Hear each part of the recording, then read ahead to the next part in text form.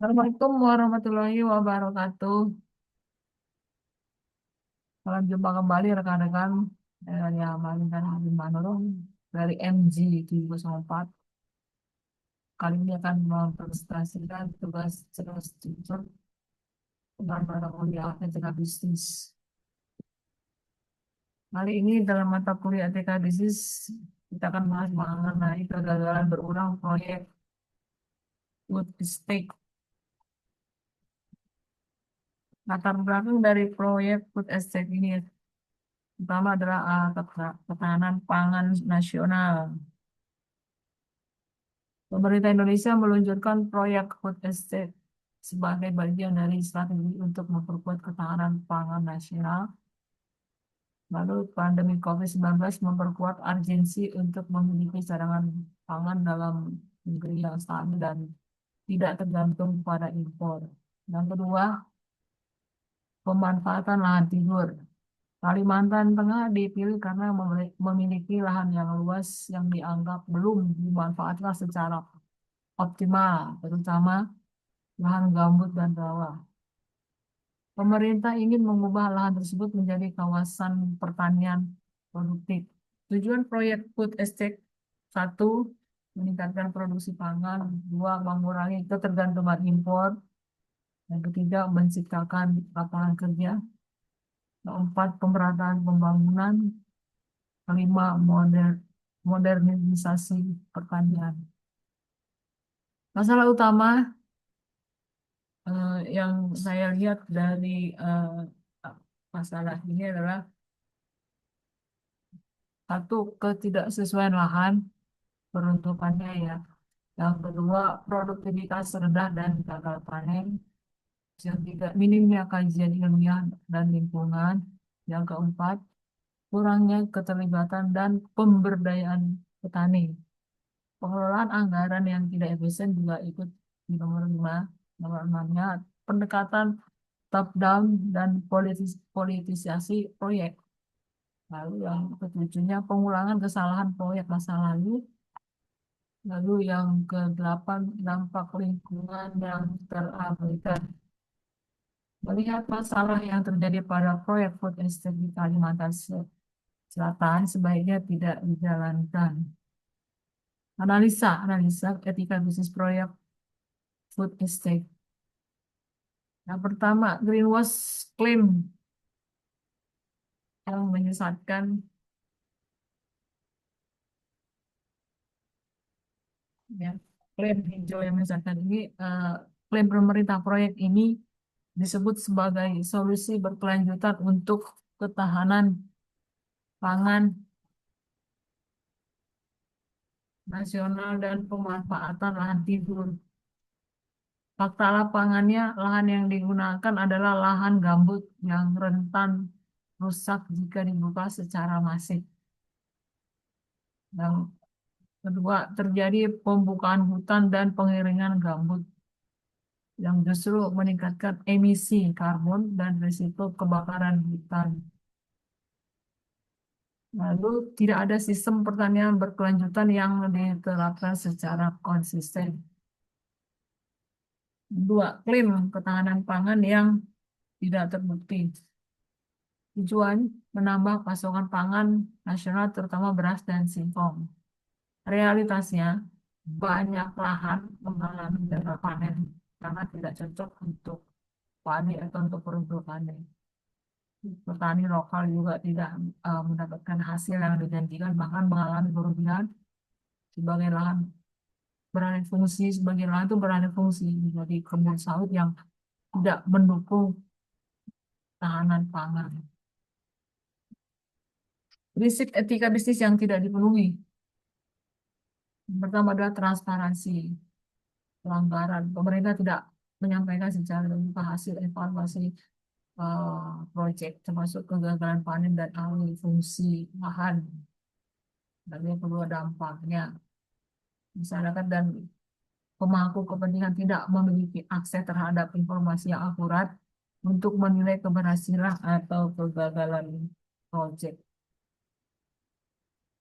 Akuntabilitas pelanggaran itu Tidak ada pihak yang dimintai pertanggungjawaban atas kerusakan lingkungan, kerugian petani, dan penyimpangan dari tiga awal. Dampaknya, kepercayaan publik terhadap kebijakan pemerintah menurun dan tidak ada mekanisme koreksi yang jelas. Kejujuran, adalah yang ketiga, pelanggarannya klaim bahwa proyek ini mendukung ketahanan pangan dan berkelanjutan tidak sesuai dengan realita di lapangan. Dampaknya terjadi praktik greenwashing, di mana proyek dipromosikan sebagai ramah lingkungan padahal merusak ekosistem gambut. Dalam hal keadilannya, pelanggaran dari petani lokal dan masyarakat adat tidak mendapat manfaat yang setara, bahkan dirugikan oleh alih fungsi lahan dan kegagalan panen. Dampaknya ketimpangan sosial dan ekonomi meningkat serta muncul konflik lahan yang sering kita lihat belakang ini, konflik lahan itu ya. Lalu keberlanjutan pelanggaran ya. Pembukaan lahan gambut tanpa kajian ekologis yang memadai menyebabkan degradasi lingkungan jangka panjang. Dampak proyek tidak memperhatikan dampak terhadap generasi mendatang dan ekosistem lokal. Selanjutnya adalah partisipasi. Pelanggarannya, perencanaan dan pelaksanaan proyek dilakukan secara top-down tanpa melibatkan komunitas lokal atau petani secara makna. Nampaknya masyarakat merasa ini bukan proyek mereka ya, bukan proyek milik mereka sehingga tidak ada rasa memiliki atau belongingnya atau komitmen untuk menjaga keberlanjutan. 4. Konsekuensi etis dan sosial. Kerusakan lingkungan, lahan gambut yang rusak itu sulit dipulihkan. Itu dampaknya pada ekosistem ya, yang ada di sekitar dan iklim juga. Terus yang kedua itu kehilangan kepercayaan publik ketika klaim tidak sesuai dengan kenyataan. Masyarakat tuh menjadi skeptis terhadap program pemerintah. Jadi kayak pesimis gitu. Terus yang lanjutnya adalah ketimpangan ekonomi. Proyek ini memperbesar kesenjangan antara pemilik modal dan petani. Yang ternyata merasa berkuasa nggak sewenang-wenang mengalihkan fungsi lahan.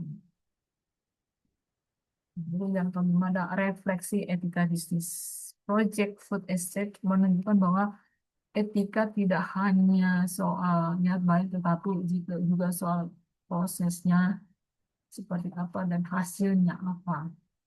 Nah, klaim besar harus diiringi dengan bukti nyata, bukan sekedar narasi politik.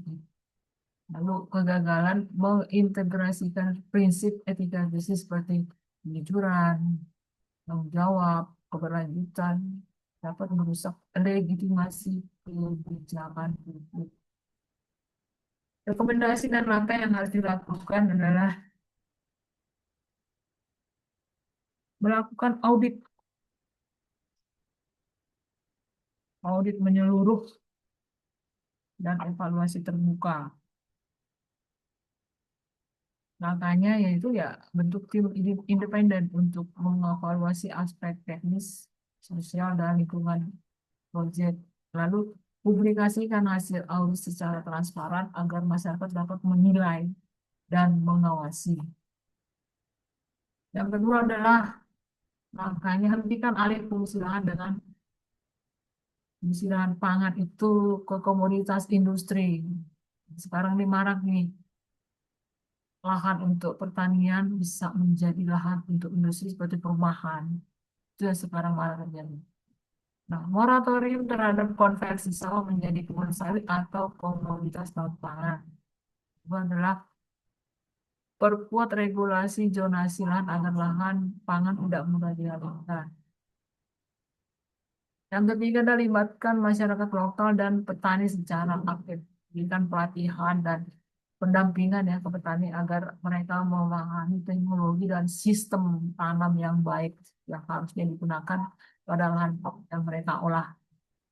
Melibatkan komunitas adat dalam pengambilan keputusan dan pengelolaan lahan. Nah, empat adalah sesuaikan jenis tanaman dengan karakteristik lahan dari pemaksaan. Nah, di sini ada kita sebaiknya menghindari pemaksaan budidaya padi di lahan gambut yang tidak cocok. Lalu terapkan pendekatan agroekologi, tanaman lokal, sistem pertanian ramah lingkungan, dan diversifikasi pangan. Yang kelima adalah bangun infrastruktur pendukung yang tepat guna dengan cara memperbaiki sistem irigasi, akses jalan, dan fasilitas pasca panen agar hasil pertanian dapat diolah dan dipasarkan dengan baik. Yang lalu yang pastikan teknologi yang digunakan sesuai dengan kapasitas lokal dan tidak memberatkan petani. Yang keenam adalah perkuat mekanisme akuntabilitas dan pengawasan. Sebaiknya bentuk lembaga pengawas lintas sektor ya, pemerintah, akademisi, masyarakat sipil untuk memantau pelaksanaan proyek. Lalu tetapkan indikator keberhasilan ya yang jelas dan terukur, bukan sekedar lahan yang terbuka. Lalu yang ketujuh adalah fokus pada ketahanan pangan, bukan sekedar produksi. Ukur keberhasilan proyek dari dampaknya terhadap akses pangan masyarakat, bukan hanya volume produksi. Lalu yang selanjutnya adalah pastikan hasil pertanian digunakan untuk konsumsi lokal sebelum dijual ke luar daerah. Orang lokal dulu yang harus kita penuhi. Baru setelah orang lokal terpenuhi kebutuhannya baru kita keluar. Kesimpulan, proyek atau proyek food estate di Kalimantan Tengah gagal karena tidak transparan, tidak melibatkan petani, dan memaksakan lahan yang tidak cocok. Dampaknya petani rugi, lahan gambut rusak, hasil panen tidak sesuai, dan kita krisis iklim semakin parah. Jadi, dan selanjutnya adalah prinsip etika bisnis dilanggar, tidak jujur, tidak adil, dan tidak bertanggung jawab. Pelajaran utama yang kita bisa petik adalah niat baik saja tidak cukup. Proyek besar harus dijalankan dengan kejujuran, keadilan, tanggung jawab, dan keberlanjutan agar tidak merugikan banyak pihak. Demikian presentasi saya kali ini. Semoga bermanfaat. Akhir kata saya ucapkan terima kasih. Assalamualaikum warahmatullahi wabarakatuh.